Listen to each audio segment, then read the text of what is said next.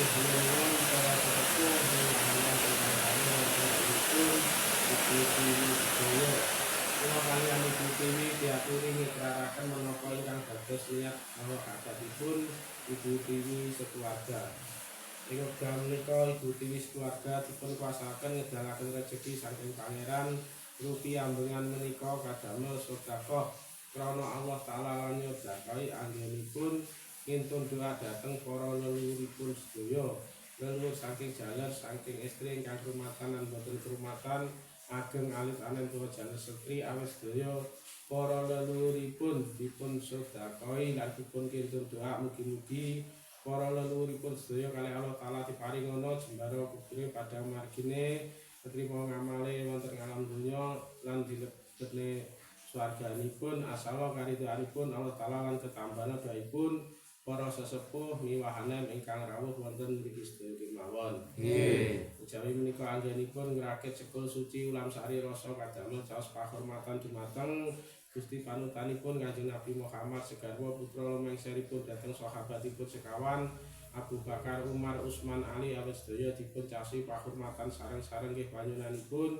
nggih nyuwunaken saya supahan wilujeng anggenipun Ibu Tiwi ngintun doa dhateng para leluhuripun sedaya. Leluhur saking jaler saking estri ingkang krumatan lan boten krumatan ageng alit anen tuwa jaler setri awis sedaya para leluhuripun dipun kintun doa mugi-mugi para leluhuripun sedaya kalih Allah taala diparingono jembara kubure padang margine ketrima ngamale diampunana sedaya dosanipun lan dilebeni swarganipun asal sahabatipun Kanjeng Nabi Muhammad lan ketambana doaipun para sesepuh miwahanem ingkang rawuh wonten mriki sedaya kemawon. Nggih. Lan terus casule dateng Kanjeng Nabi Adam, Ibu Hawa, Bapak Angkasa lan Ibu Bumi lan terus casule dateng para nabi, para wali, para pandita, para guru, para suhada, para mukmin, para petuah, para empu awit sedaya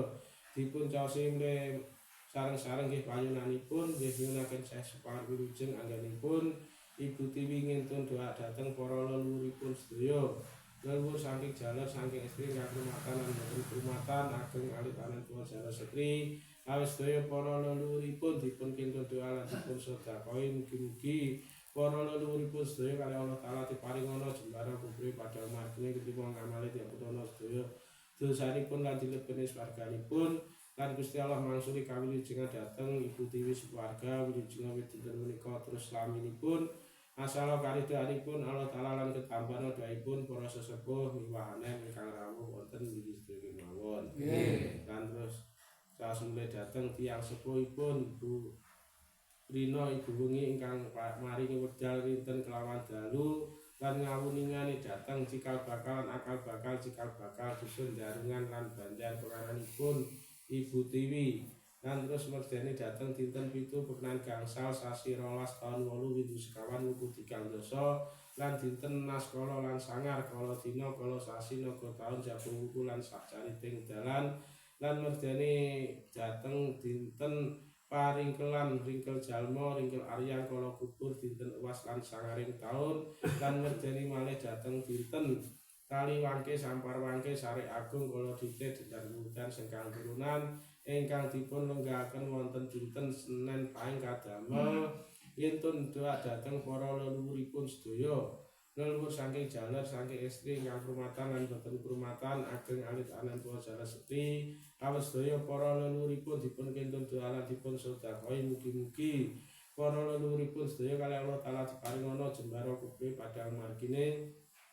ketrima ngamale diampunana sedaya dosanipun lan dilebeni swarganipun asal karidoanipun Allah taala lan ketambana doaipun para sesepuh miwahanen ingkang rawuh wonten mriki sedaya kemawon. Nggih. Lan terus casule dhateng Nabi Khidir, Nabi Ilyas kang rumeksa toya lan daratan lan terus casule dhateng Syekh Subakir kang numbali tanah Jawi lan terus casule dhateng Nabi Sis lan Sunan Kalijaga kang jagani kuda rencana wonten saben-sabenipun Ibu Tiwi nggih nyuwunaken Syekh Sukar wilujeng anggenipun Ibu Tiwi ngintun doa dhateng para leluhuripun sedaya. Leluhur saking jaler saking estri ingkang krumatan lan boten krumatan ageng alit anen tuwa jaler setri awis sedaya para leluhuripun dipun kintun doa lan dipun sedekahi mugi-mugi para leluhuripun sedaya kalih Allah taala diparingono jembara kubure padang margine ketrima ngamale diampunana sedaya dosanipun lan dilebeni swarganipun Asal karidhoanipun Allah taala lan ketambahan doaipun para sesepuh miwahanem ingkang rawuh wonten inggih kemawon.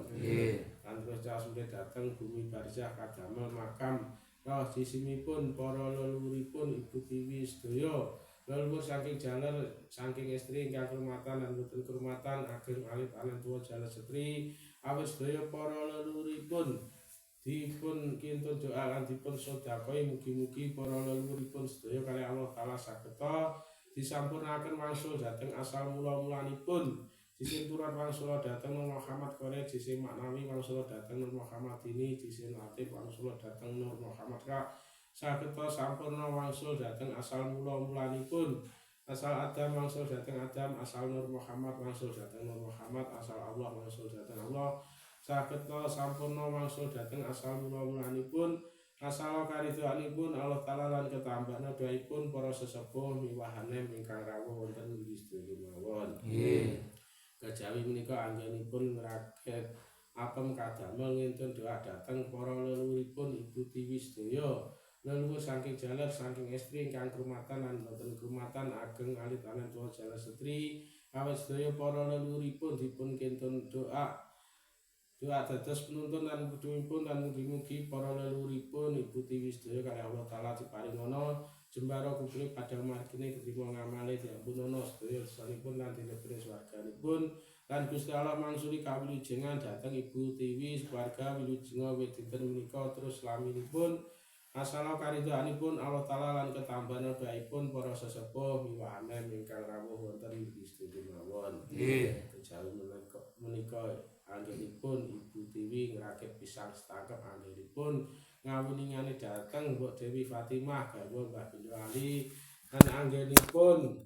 Ibu Tiwi anggenipun swita dhateng guru nabinipun anggenipun nyesep wonten dusun Darungan nggih sageta slamet wilujenga wit dinten menika terus laminipun asal karidhoanipun Allah taala lan ketambahan doaipun para sesepuh miwahanem ingkang rawuh wonten inggih sedaya mawon.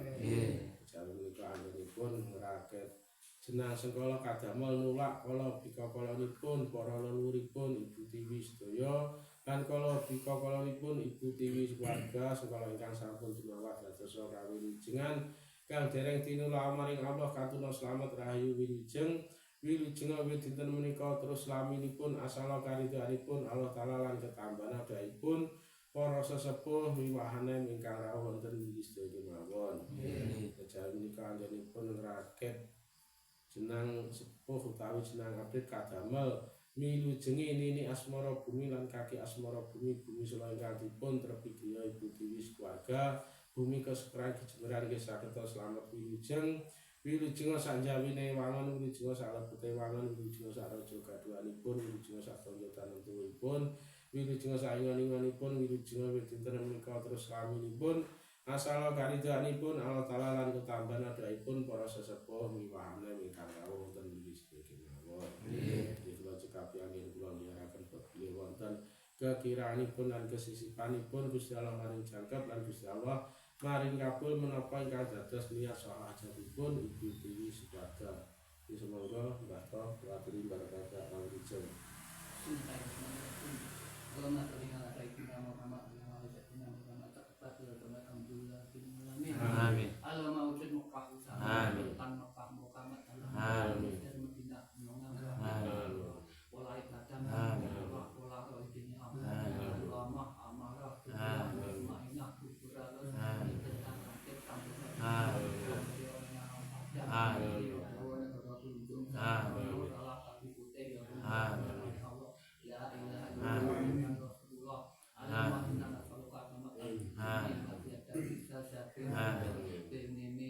Amin.